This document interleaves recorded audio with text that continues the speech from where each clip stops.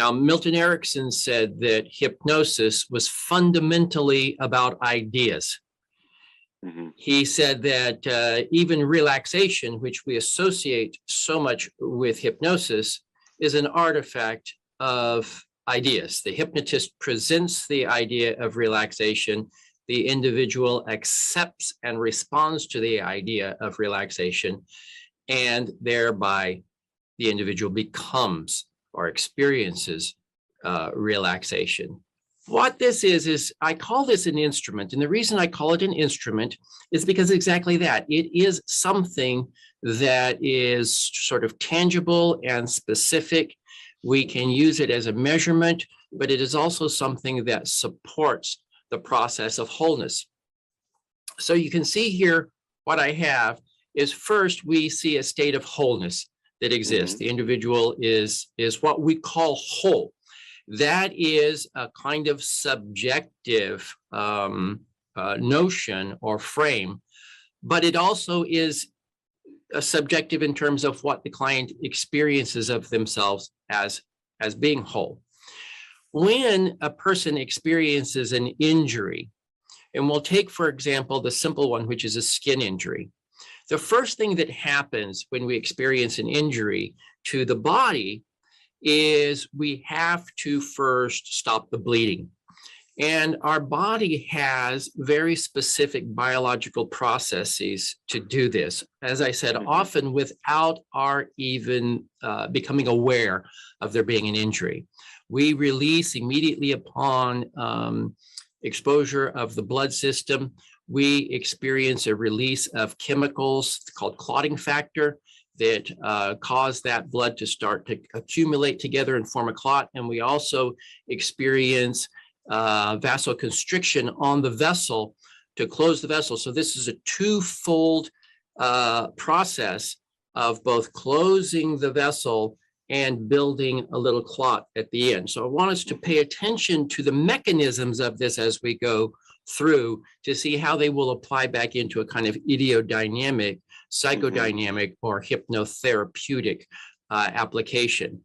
There are times, of course, where if there is arterial bleeding, and let me back up and just simply say on that bleeding, one of the things that really encouraged me in getting into the work that I first got into in '95, which was helping people with HIV and AIDS to support their health over the course of their condition.